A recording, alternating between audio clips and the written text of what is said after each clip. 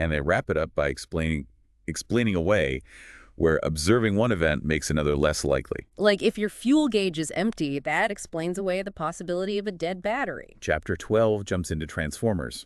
They've taken over natural language processing and are making their way into other areas too. They've really changed the game when it comes to processing sequential data. One of the key innovations is the attention mechanism. It's like the model can focus on the most important parts of the input. Like picking out the key words in a sentence to understand the meaning.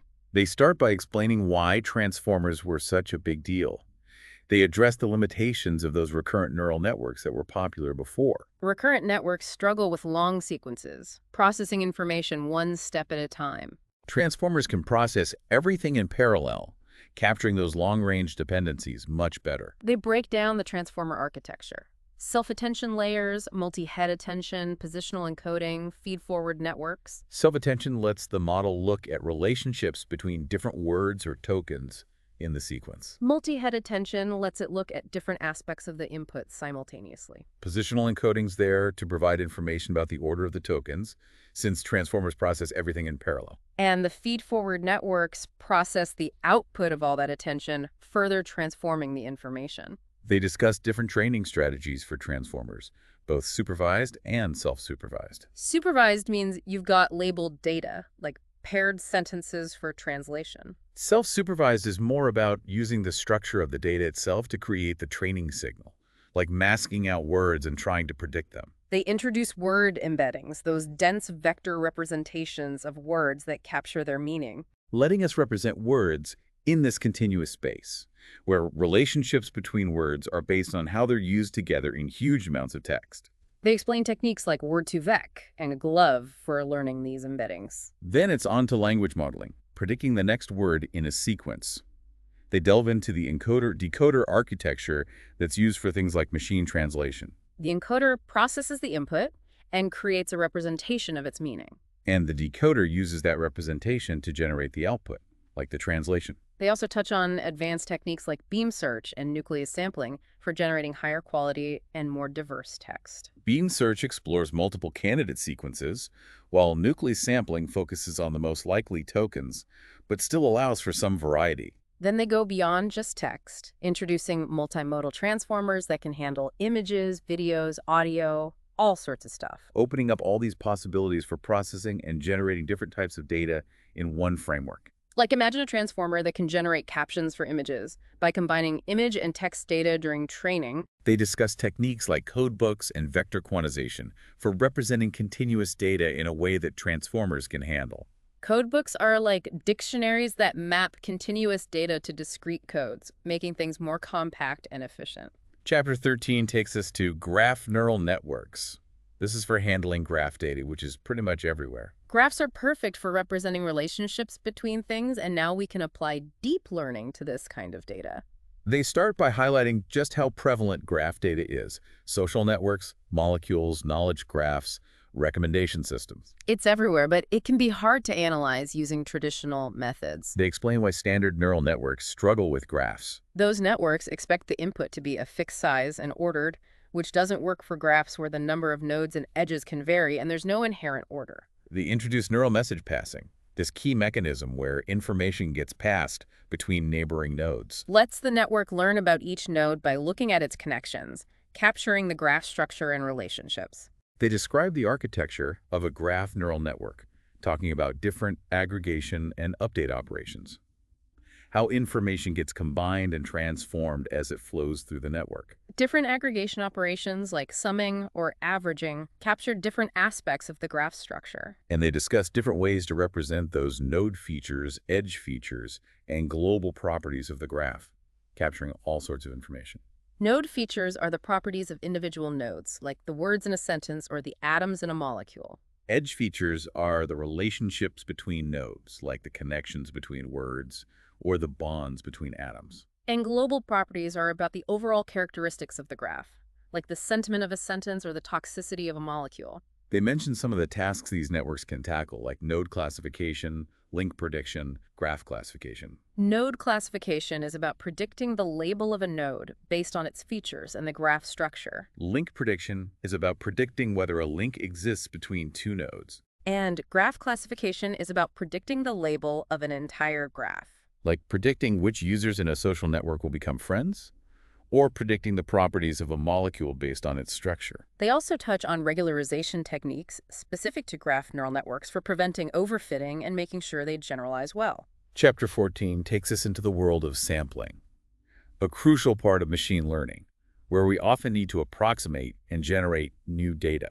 Sampling's all about estimating properties of distributions, generating new data from those learned models, and doing Bayesian inference, They start by explaining why sampling's so important in various tasks. like approximating those expectations, which tell us the average value of a random variable. Generating new data from models, letting us explore what the model can do and create synthetic data. And doing Bayesian inference, updating our beliefs about the model's parameters based on the data we've seen. They discuss basic techniques like ancestral sampling, where you build up the sample one variable at a time. And rejection sampling, where you draw from a simpler distribution and only keep the samples that fit the target distribution. They introduce importance sampling, a way to correct for the bias when you're drawing from a different distribution than the one you're interested in. It's like weighting those samples to make them representative of the target distribution. Then they explain Markov chain Monte Carlo, MCMC methods, these powerful techniques for generating samples from complex distributions. MCMC methods construct this Markov chain that eventually converges to the target distribution, even if it's really complex and high-dimensional. They describe the metropolis algorithm, a popular MCMC method. It's like taking a random walk, but guided by the likelihood of the target distribution. And they introduce Gibbs sampling, which simplifies things when those conditional distributions are easy to sample from. They wrap up by discussing the challenges of MCMC methods, like slow convergence and the need to initialize and burn in the chain properly. Slow convergence means it takes a while for the chain to reach the target distribution. Initialization is about picking the starting point, which can affect how quickly it converges. And burn-in means discarding those initial samples, which might not be representative of the target distribution.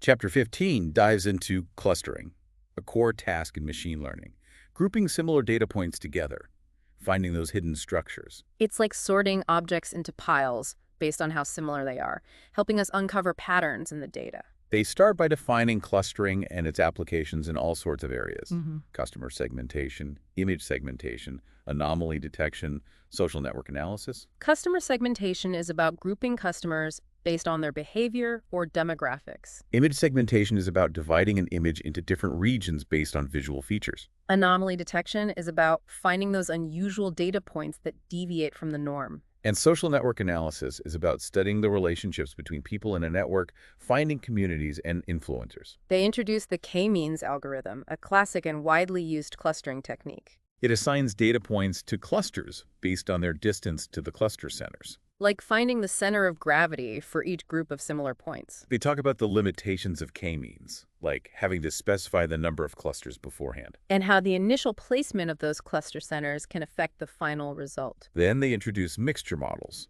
a more probabilistic way to think about clustering. Each cluster is represented by a probability distribution, and we assume the data comes from a mixture of these different sources. They introduce the Gaussian mixture model, GMM, where each cluster is a Gaussian distribution, and discuss the expectation maximization, EM algorithm, for fitting GMMs to data. The EM algorithm iterates between estimating the probability of each data point belonging to each cluster and updating the parameters of those Gaussian distributions. They highlight the advantages of EM over k-means. It has this probabilistic interpretation and can handle those soft assignments where data points can belong to multiple clusters to varying degrees. Chapter 16 delves into continuous latent variables, those hidden factors that influence our observed data. Often these latent variables live in a lower dimensional space that captures the essential variations in our data. They're like hidden dimensions that explain the patterns we see, simplifying the representation and revealing the underlying structure. They revisit principal component analysis, PCA, that classic dimensionality reduction technique. PCA finds those directions of greatest variance in the data and projects everything onto those directions, creating a lower dimensional representation. They discuss probabilistic PCA, a more robust version of PCA that incorporates a noise model. It assumes the data comes from a lower dimensional space corrupted by noise, and it learns the parameters of both the latent space and the noise model. They explain how to fit the probabilistic PCA model using maximum likelihood estimation, finding those parameters that make the observed data most likely. They briefly introduce other models for continuous latent variables: factor analysis, independent component analysis, ICA, nonlinear dimensionality reduction techniques. Factor analysis is a generalization of PCA that allows for correlated latent variables. ICA tries to find latent variables that are statistically independent. And nonlinear dimensionality reduction techniques use nonlinear mappings to project the data onto a lower dimensional space, preserving local relationships. They conclude by discussing autoencoder neural networks, those powerful tools for learning nonlinear manifolds. Autoencoders learn to reconstruct their input, forcing them to learn a compressed representation of the data. Which sets the stage for the next few chapters that delve into specific types of autoencoders. Chapter 17 introduces generative adversarial networks, DANs, one of the most exciting developments in deep learning, generating all sorts of realistic data, like images, music, even videos. They've really revolutionized generative modeling, creating new data that resembles the training data. They start by explaining the basic idea of GANs, training two competing networks, a generator and a discriminator, in this adversarial game. The generator tries to create fake data that looks real, and the discriminator tries to tell real data from fake. Like a counterfeiter trying to fool a detective. This back and forth pushes both networks to improve, resulting in a generator that can produce some really impressive results. They describe the typical GAN architecture, the roles of those two networks, and how the training process works. The generator takes random noise as input and transforms it into fake data.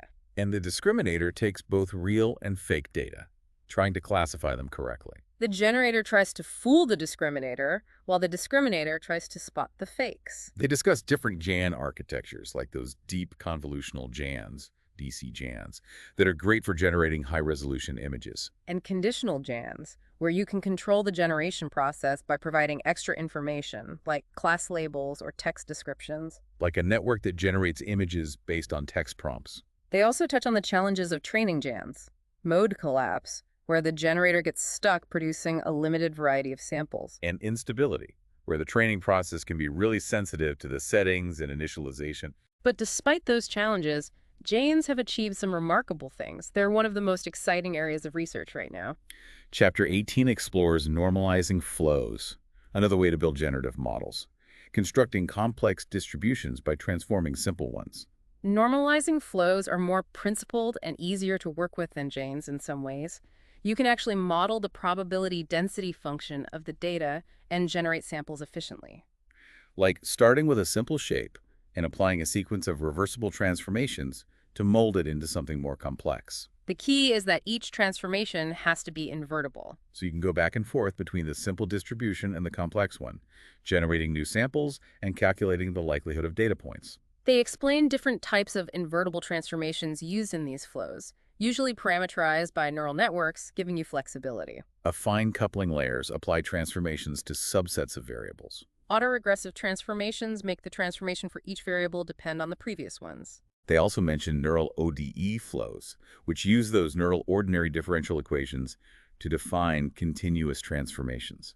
Like a smooth flow that gradually changes the distribution. Normalizing flows are a powerful approach, letting you model the data distribution explicitly, generate samples, and calculate likelihoods. Chapter 19 brings us to variational autoencoders, or VAEs, combining deep neural networks with variational inference. They're like a probabilistic twist on those traditional autoencoders. Instead of learning a fixed mapping to a latent representation, they learn a probabilistic mapping, encoding the data into a distribution over those latent variables. So they can capture the uncertainty in the data and generate more diverse and realistic samples. They explain the main idea of VAEs, approximating that tricky posterior distribution over latent variables with a simply tractable distribution. The posterior represents our belief about the latent variables after seeing the data, but it's often too complex to calculate directly. VAEs use this variational distribution that's easier to work with, and the goal is to make it as close to the true posterior as possible. They describe the VAE architecture, an encoder that maps the data to the parameters of the variational distribution.